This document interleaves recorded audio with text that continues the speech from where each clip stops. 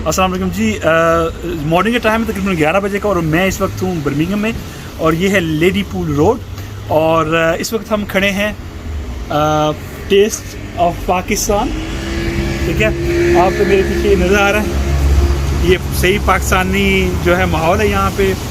और इनके पास बड़े मज़े के खाने हैं और बहुत मशहूर है, तो सोचा कि क्यों ना पहले यहाँ पे कोई पेट पूजा करें फिर शॉपिंग वगैरह करते हैं।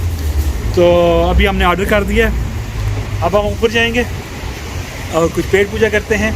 और इधर से दिखाएं जी, ये जो है, और इस तरफ देखें,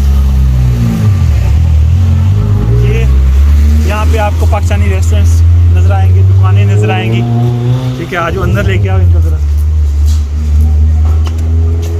और जिस तरह आपको नज़र आ रहा है बिल्कुल देसी माहौल है, सही, यानी कि झटका टाइप जो है यहाँ पे आपको नज़र आ रहा है।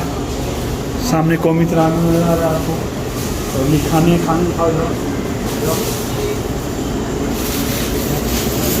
उनको दिखा दो, उनको करके